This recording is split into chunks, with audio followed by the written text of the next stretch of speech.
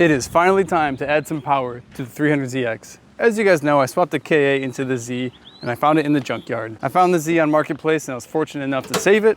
And unlike most Zs, there's a whole lot of room for activity in here. You can actually see the frame rails and everything that you're working on here. So luckily we won't have to pull the engine to put a turbo on it, like you would for the VG30.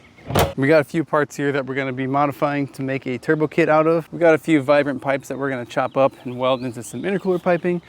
Intercooler core, we're gonna have to fab up the end tanks. And for my first time ever, HD clamps. I didn't wanna mess around with the generic rubber couplers because those don't tend to last.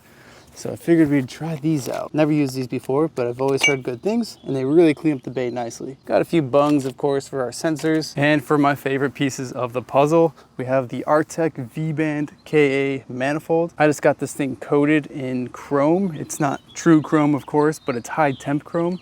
So hopefully it'll last. It looks really sweet. That'll be a nice little feature. Then we have our turbo. I went with the G series, G30-660.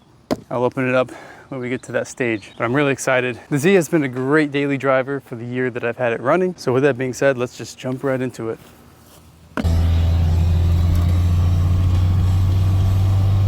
We have made it to Zack's garage. Zack isn't out here yet, but he will be shortly.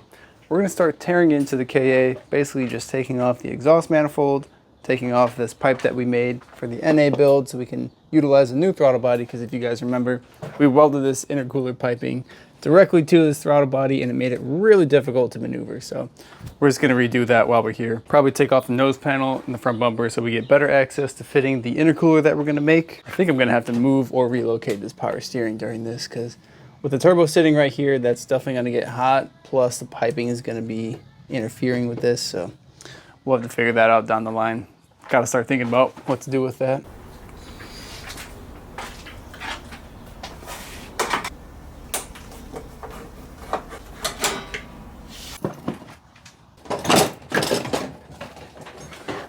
That was pretty easy. Looks so weird without a front bumper. The intake looks so strange. I forgot that it's just chilling there.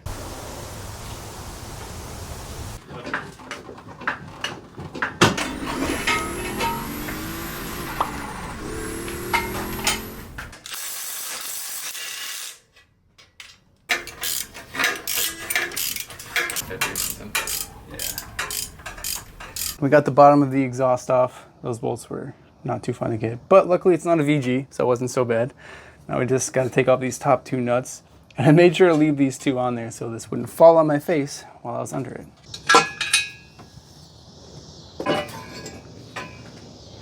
We just got the exhaust side off. Now we're working on the intake side, and we got Mr. Zack here.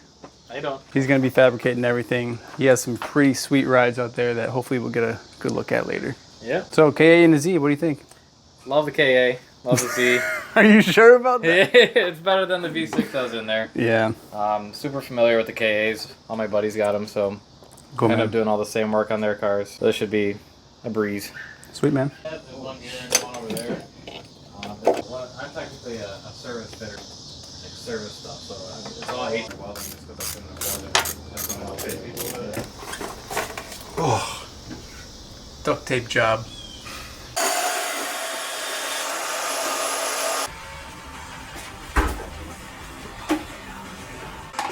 We're the ones stuck there.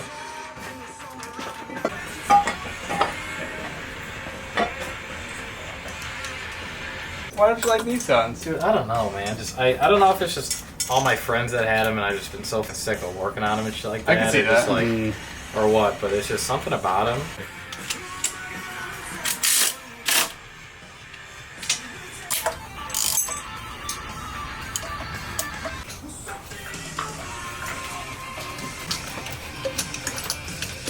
Got the Artec manifold on here, looking pretty sweet. Zack's starting to line up some of the intake piping on the cold side. And we're gonna take off the rest of the stock exhaust. Still has the catalytic converter on here. I forgot that was on there. Looks like we're having trouble fitting a 3-inch pipe through this hole. So we're gonna use a... Cool. Almost dropped it. Use this mini saw to clear in some, I guess, area for it.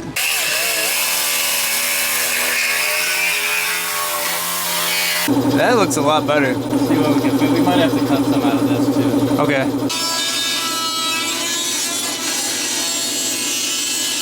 Zach's got the first pipe welded and installed. You have to grease these O-ring things. Oh yeah. It's a good thing I came here because I wouldn't have done that. Yeah, if you don't grease them, they kind of like, they'll get ripped up eventually. And it also helps like putting on the clamp. Slides around a lot easier. I see. Shit like that. But it's just like a...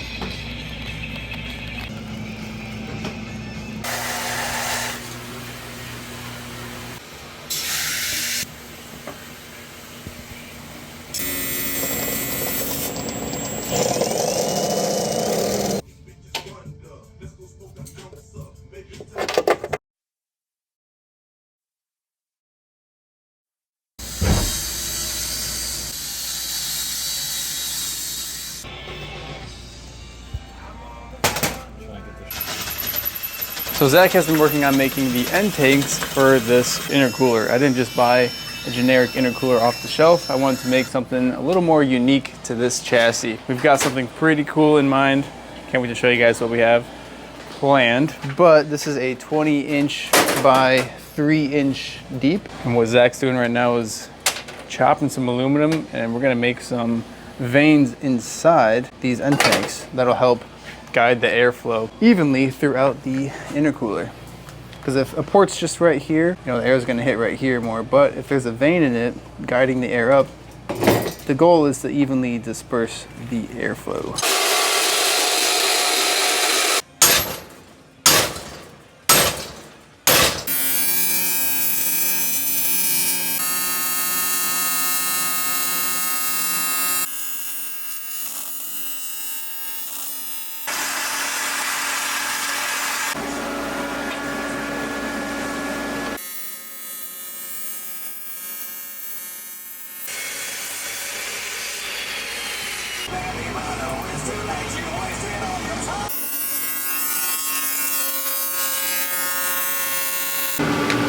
Damn, red hot.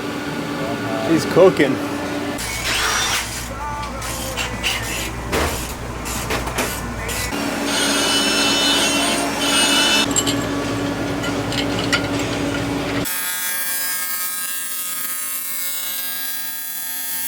So Zach and I were trying to figure out the best place to mount the intercooler. So we decided to go with a V-mount setup since it would fit. You can kind of see here how the end tank is gonna look, or I guess the inlet. He even shaved it down so it'll cut the air nicely, dividing it up. But yeah, it's looking pretty sweet. Big moment? Big moment? Alright. Oh, dude, that was snug. Oh, and it's already angled up for the oil feed. It's like I just did that or something. No way. Did you actually? Oh. So then this whole thing spins, right? Yeah. I feel like the angle is kind of cool. I would agree. Especially because this manifold allows it. D-band style, you know? Yeah, I like that one. This just isn't loud at all. It's a KA. It's got the brass there. So now that we got the turbo loosely mounted on the car, we're trying to decide where we want the intercooler pipes plus the intake pipe. So we took off the coolant reservoir and we're gonna start hacking away at this thing. So anyway, I started hacking.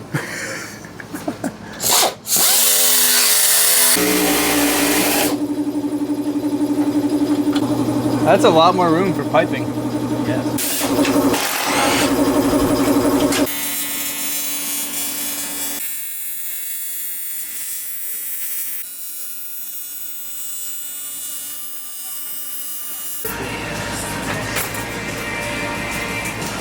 Is this gonna come off again?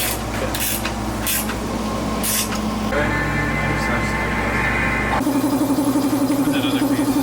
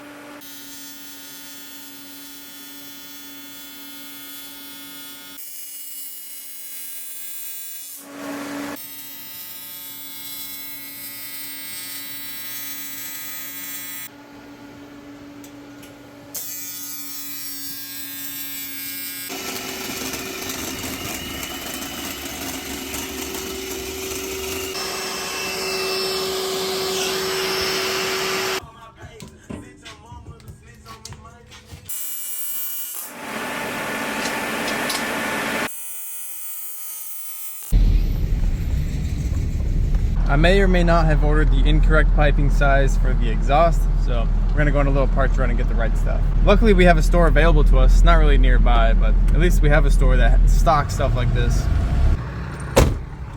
Winner's circle.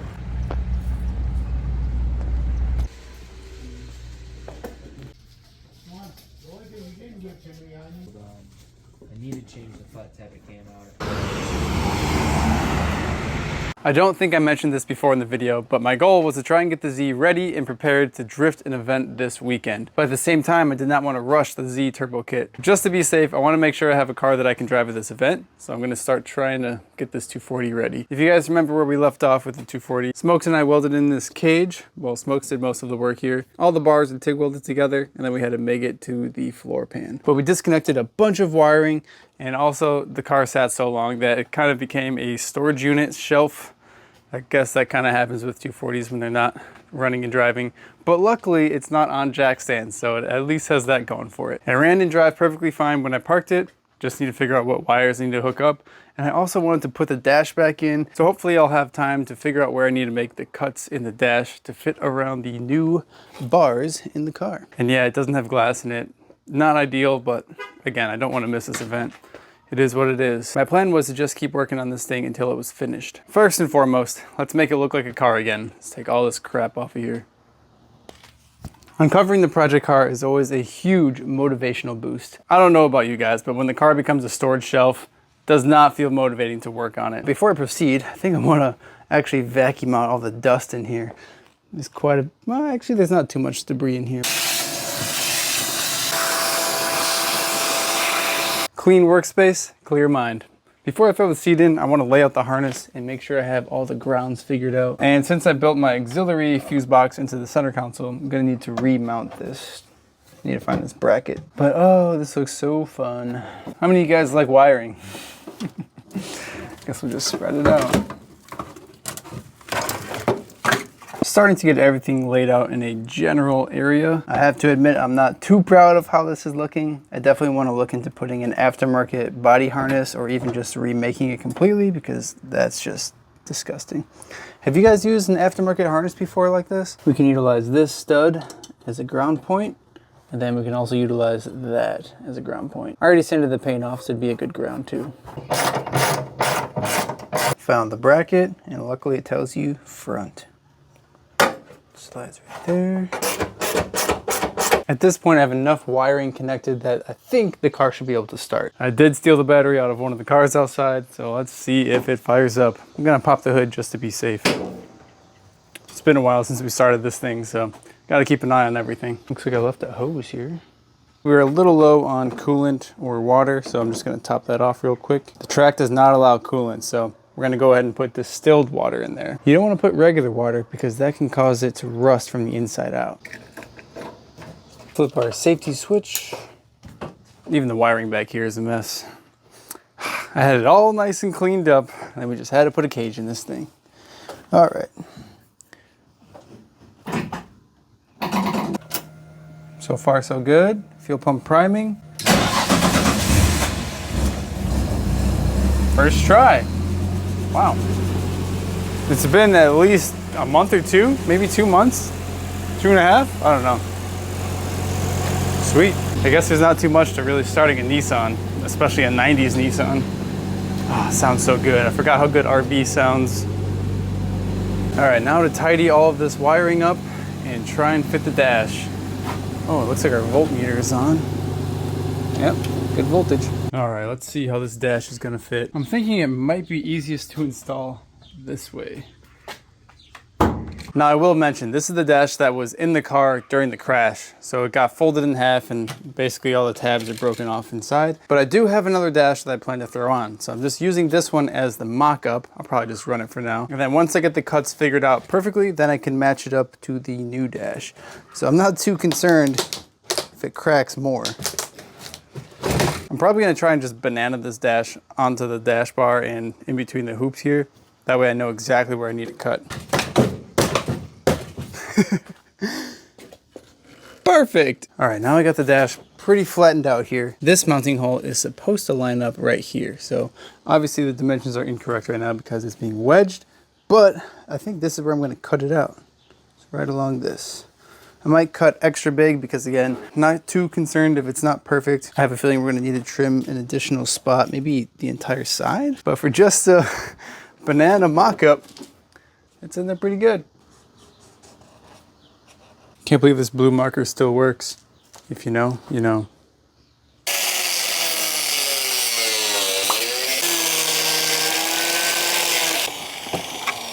Oh wow, I didn't realize how thick that padding was. Looks like there's a metal insert to help keep it shaped too. Pretty neat. All right, let's see if that fits. Fits like an absolute glove. Would you look at that?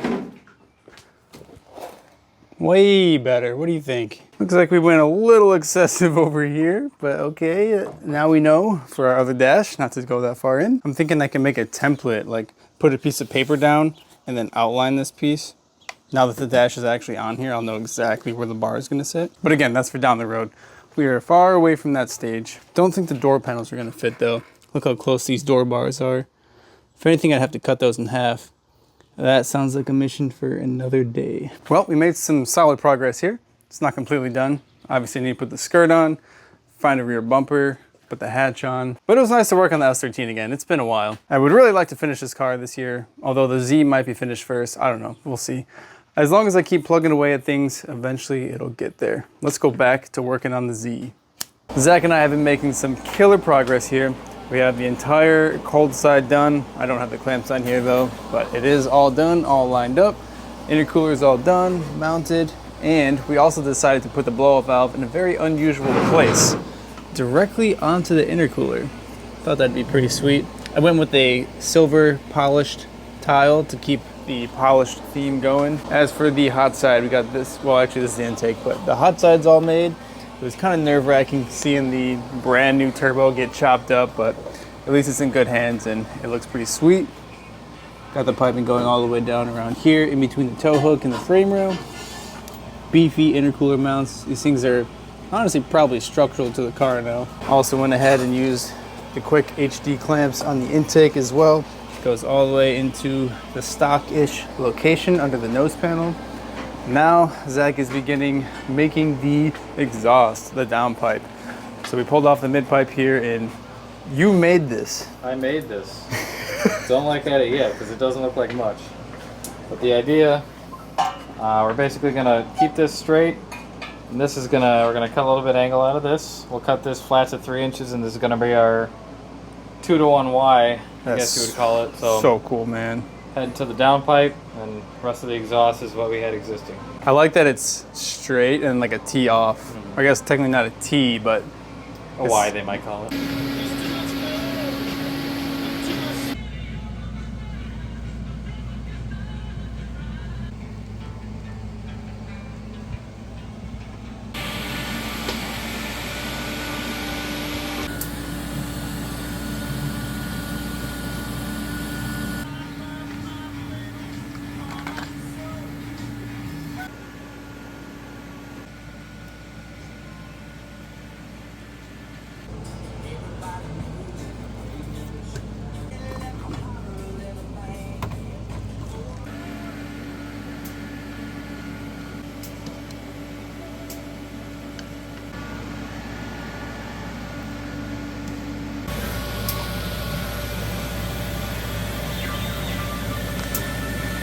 We are so close to the very first start, although at the same time, it doesn't feel so close because the very last thing we have to do is the oil drain setup. This is the little drain tube that we have. This goes on the bottom of the turbo. Nice spot where you can't see. And then we're gonna have to route this towards the oil pan, which again, can't see. We're gonna have to drill and weld a bung into the pan. Now that means we're gonna need to take the pan off, which I've been dreading this whole time. So I'm gonna try and cradle the engine on the shock towers. That way I can lower the suspension and the subframe from the engine. That'll free up the space for the oil pan. Then we'll pull it off and have Zach weld on a bung. But man, we are so close to completion. The downpipe turned out pretty freaking cool. I did not get a chance to install the exhaust yet, but you can see it looks very sick. This Y turned out super cool. It's got a little flex on it. And Zach even took the time to make a mount for it onto the trans bracket. So it's nice and secure. And then we have the wastegate just dumping right now.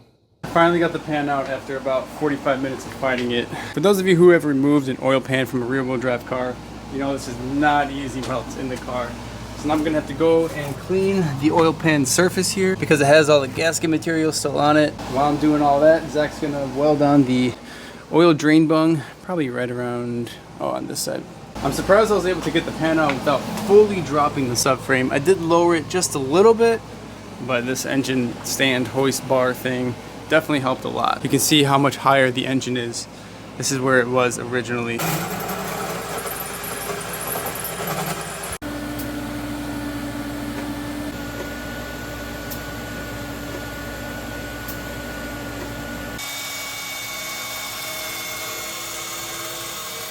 All right, I got the pan back in there, all the suspension components back together. I didn't want to film all that because it's really difficult to see. It's not very interesting, and I've done it before on the channel. You guys know what's going on. And the only thing that's really left now is to make this return line. But I gotta admit, I'm exhausted, so I think this is where I'm gonna call it.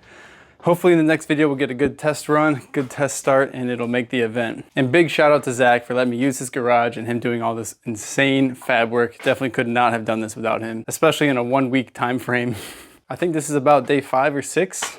Not too bad. But I appreciate you guys so much for sticking around. I'm very excited to see how this thing turns out. Don't forget to drop a like if you haven't already. Let me know what you think. Peace.